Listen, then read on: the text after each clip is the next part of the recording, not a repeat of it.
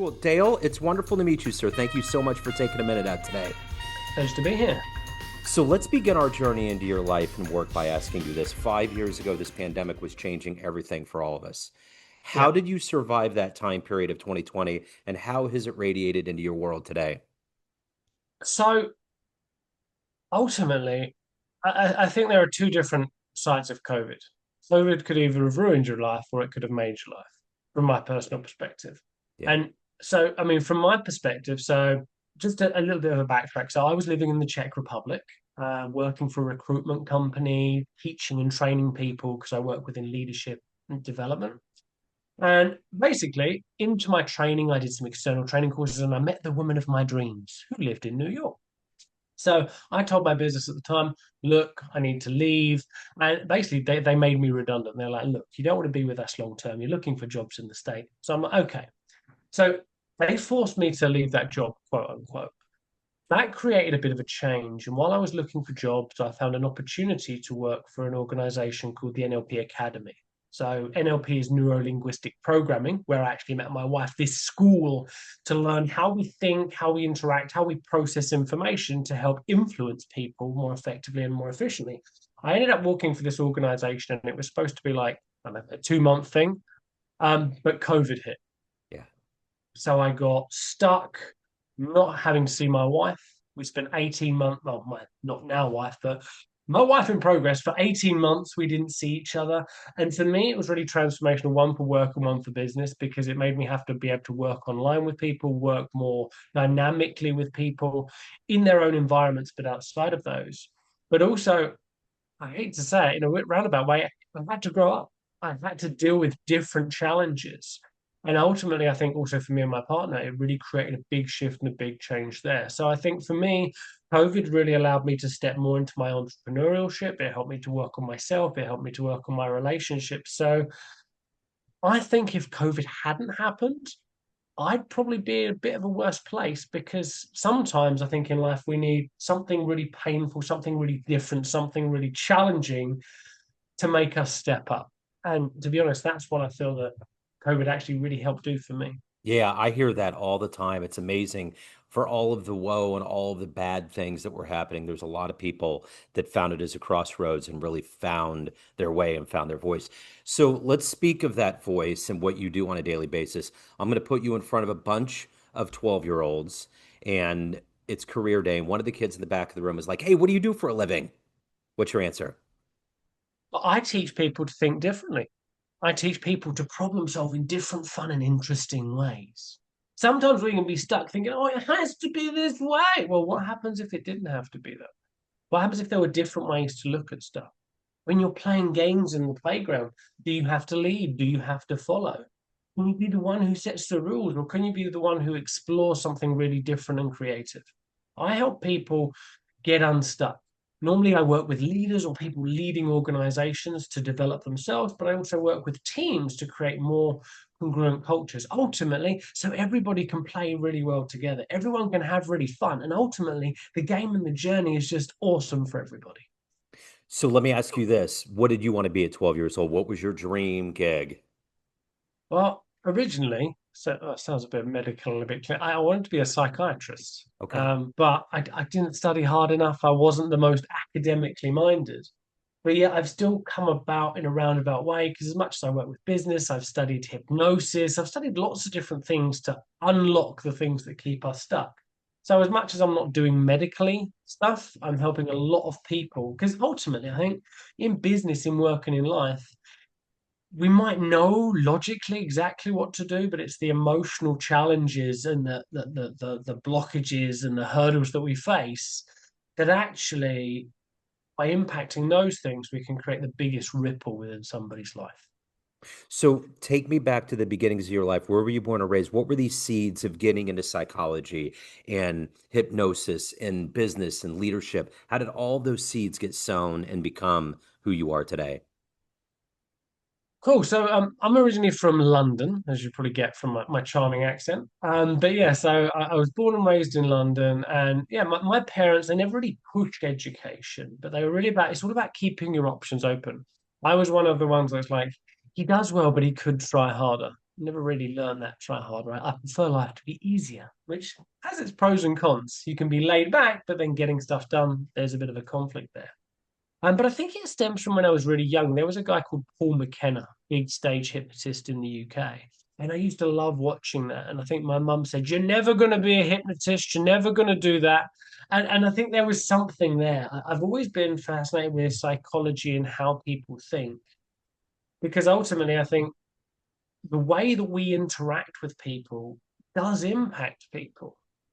So if I can work on how I communicate myself, I can better influence people so they can create the success and get what they want in life. So for me, it's really about, okay, how can I make your life easier by channeling my communication in a way that works best with you? And I think from there, things just started to unflow, grow. And yeah, it's been a really fascinating journey, which I'm still really enjoying being on. So, talk to me a little bit about the principle, the seven principles. Talk to me about how you came up with it and how it works so effectively for you. Okay, so I came up with something called the seven positions of leadership. Now, there's the stereotypical of idea of a leader. The person who leads from the front, who's taking steps, who's strong, they know their direction. Ultimately, a lot of entrepreneurs focus this way. And it's a really great way to lead because let's just imagine you've got two positions. You've got where I am, and then there's someone in front. So that person is the leader. They're leading from the front. So they're leading from the front, they're taking direction. Now, if somebody's in front of you taking steps, imagine you're on a hiking trail. That's great. They're choosing the direction, they're choosing where they're going, they're paving the way, and ultimately they're dealing with any hazards before we actually get there. A lot of people like that. A lot of people like to be followers. But sometimes that sort of leader can be quite distant from other people. Some people might find them a bit selfish because they always put themselves first or they're more upfront with things. But what I've found within leadership and through my 12 odd years working within the corporate space, there are different kinds of leaders. There's the leader who leads from the back, who's actually pushing and guiding people. Actually, now, pushing and guiding people is great. It's really great for developing, also developing people who lead, developing people who take steps for themselves. But you need a lot of patience because I don't know about you, Joe, but people normally don't do what you want. They don't take on the training. They're like people can be slow. So if you just want to power forward and these people are taking their time, it can be really quite frustrating. So it's a whole different style of leadership to learn. You've got leaders that are right, normally the process oriented people. Like some people, you're not a process, but processes can be really valuable. What's the right thing to do? What's the right way? What's the right direction? You've got people who are more artistic, looking at what's left to explore. You've got the aspirational leaders. There are some people that, I mean, I'm sure some of your community, they see those people in social media and business, they really look up to them. It's a really great aspiration to be like, but they're not actually doing any of the hands-on work. They're just an aspiration. So there's pros and cons to each of these ways of doing things. And the reason I came up with this is leadership is so convoluted, as in there's so many facets of it, because you've got how you are as a general person, how you show up as a leader, how you are in different contexts in life. I mean, I remember being working in the recruitment sector. Recruitment normally has a big churn. Ultimately, it's high pressure. Well, a lot of sales environments have that high pressure mentality to it. So there's a lot of churn within the business. So you've got to learn, okay, how do you adapt to people? How do you work with people? And normally the people who are leading from the front, people who are making the best sales, aren't necessarily those that are good at taking a step back and developing people. So for me, it's almost a roadmap. So if you're a leader and you're like, well, how do I get better? What do I do? Where are my strengths? Where are my weaknesses? It gives a really human, down to earth way that doesn't have acronyms, that doesn't have lots of different things. It's really just grounded in, okay, our fundamental understandings of how we interact as people. But to lead from the front, you need to know where you're going. You need to be motivated. You need to see that direction. You need to actually have courage because ultimately you're going into that thing before anybody else is. So there's skills that each of these positions have, and then by knowing that, you can start to develop those things as an individual. Ultimately, I think the more flexible you are as a leader, the ability you have to adapt to situations and contexts, gives you more choice and allows you to be more successful. And coming from that frame, this is why I developed that to give leaders one, that clarity and visibility, but also that choice to start to develop these skills further. What is your favorite leadership style? What fits for you, or what do you admire the most? So interesting. So two slightly different questions. So me personally, I'm more of a background leader. I'm someone who's got people's background a lot, quite good at guiding people and like giving them encouragement, giving them a little push, showing them a little bit of direction, and I'm behind them. So for people who want to forge their own path, people who want to make their own way forward, but just have someone who's got their back, who's there for them, that's my preference. Now, I'm obviously an entrepreneur, developing business, building business. Now, you can't be in that position if you want to lead your own business because you've got to be at the front taking steps, leading the way. So my aspiration is actually being that forefrontal leader, that leader who does proactively take steps because I'm still learning that. I'm still getting better at that. I'm still learning the way to do that because some people do it naturally. And for me, in my own business, for certain aspects, I've definitely got that, but other aspects I'm working on. So people who really lead the way and do the work, I think, is the sort of leadership style that I'm getting better at, but I also find really aspirational. Because, yeah, you hear the stories of the stuff people have done, and it's amazing. You're Yeah. like, how can you ever achieve that? So the one thing that's very key, a cornerstone to us succeeding, especially as leaders, are the inspirations around us. Who has been that inspirational force, that hero in your life? So it's interesting. So a fair few of my teachers who have like taught me some of these psychological models and things. Um, there's one guy called Andrew Austin. He deals with a lot of work. He's actually a therapist and psychotherapist, not psychotherapist, but a therapist, and he's worked a lot within change work. And for him, it's really about being very pragmatic, being very down to earth, saying it as it is, and not being afraid to call things out. He's also someone who strives in testing things. Like if you're creating a system or a process or whatever, test it rigorously without being attached to it. It's like, okay, I want to see how this works. I want to see how it goes. But okay, for example, some of the work that he does, he's like, okay, this is, let's say containers is something that he calls in some of the work that he does. He's like, well, I'm going to be honest with you, I can't define that accurately. I can give you a 90 or 80% rule for that, but there's exceptions, and I've always found counterexamples. So for me, it's for people who are willing to test things, try things, and yeah, he came from a similar background to myself. He got into the self-development side of things in similar ways. He's actually got background in neuroscience and neurology, so slightly different field. But it's ultimately, quote unquote, someone who's an everyday person who's put in the work and really started to create something beautiful. So if you could meet one person alive, one leader on the planet, and it could be a ghost, it could be alive today, that you would love to see how they operated on their own time, that might help you on your journey, who would that be? Interesting question. I think probably maybe one of the great philosophers, maybe like Socrates, someone like that, just to get a sense of how they see, how they conceptualize the world, how they communicate. Because yeah, those sort of thinkers of their day, just thinking in such a different way. I think that would be an interesting conversation Yeah. to have over dinner. So let me ask you this. What is your philosophy on work and then taking care of your own soul and your family? How do you parlay that out? The motivation every day to do it the best possible way. So I think ultimately it comes down to balancing, okay, well, what am I doing? What am I looking to achieve? Because ultimately there's always more stuff you can do, right? So I mean there's always more. So for me it's okay with the different aspects of business I have. What am I looking to achieve? Where am I looking to go? How can I fit that in? And what time do I need to make the family? What time do I need to step aside? When can I have those breaks for myself as well? So I think for me, I've struggled quite a lot in life with longer term goals. I've really started to develop that skill.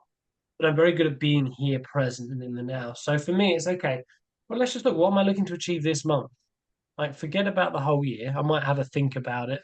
But okay, let's chunk it down to manageable, tangible, realistic. What needs to happen? And as long as I'm reviewing those things and being like, okay, do I need to switch? Do I need to pivot? Taking some time to review the direction I'm going in, that allows me to set that time aside. Because I think, yeah, life isn't just for work, it's Yeah. also for living. So speaking of, that's a great lead into my next question. If you were to walk into a room of all of the people that have known you in a business sense throughout your career, and you walk to the front of that room, get in front of a podium, and you can tell them one fun story. The first concert you went to, jumping out of an airplane, one of the most magical places you've traveled to on the planet. Just a fun story that would humanize you a little bit.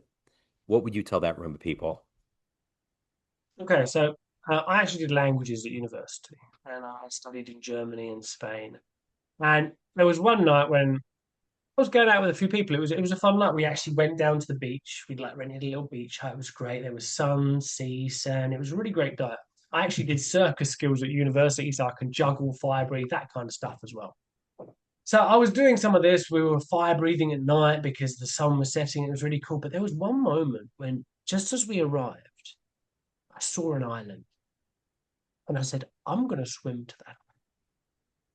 Anyway, I got off the coach because it reminded me of an island that I swam to in Costa Rica. I went there for some of my studies.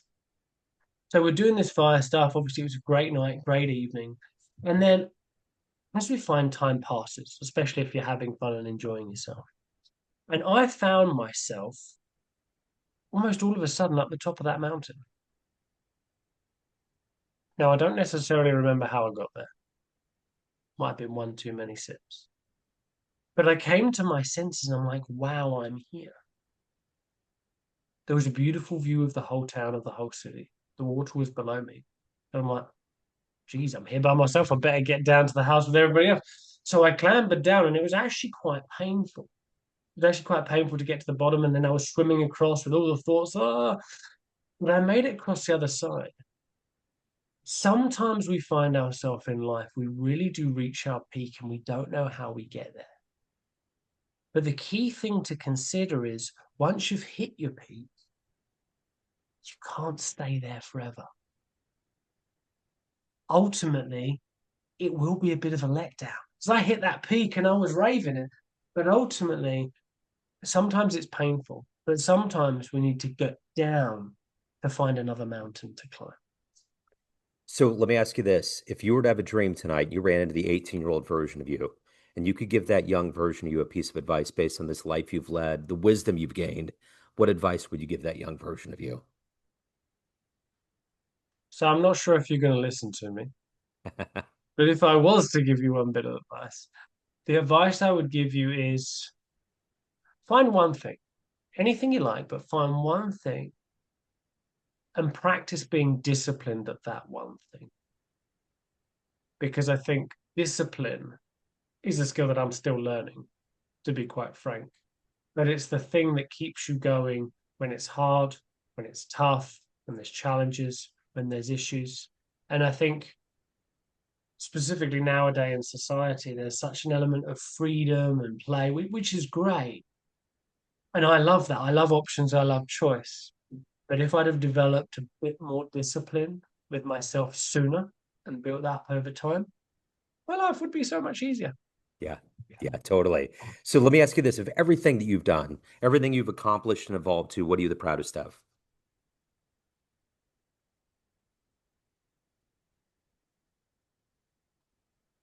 I think I'm proudest of just the coaching that I really do with people because I think every interaction we have as human beings impacts someone's life in one way, shape, or form. And for me, the work that I do and the people that I work with, it's really about, yeah, having that impact and knowing that that impact ripples to their family and their friends. And it could be just helping them with one quick way of thinking differently. Yeah. But that might have kept them stuck for so long. So I think, yeah, honing the ability to do that to really impact people's lives. Yeah, I think that's what it is for me. Okay, so at the end of the day, everyone has a perception of you, family, friends, clients, colleagues, everyone that knows you, but you run the show. What's your perception of you? Who do you think you are? I think I'm pretty fun, pretty engaging, pretty laid back, pretty down to earth. Um, yeah, but ultimately, I'm here to help people create more positive impact, but in a way that's not stuffy and too structured and too tight. It's like, yeah, let's have a chat and let's create the results you're after, kind of thing. Because I think so much that there's already enough stress and pressure and structure in life. It doesn't have to be that hard. Speaking of that chat and moving forward, if anybody wants to reach out, they have questions, they want to hire you, any of the good business, where do they go? You can go to leadadaptimpact.com, or you can find me on LinkedIn, Dale Turnbull, and I'll be more than happy to have a chat, consult, tell me where you're on, what the challenges are, and I'll be more than happy to see how I can help.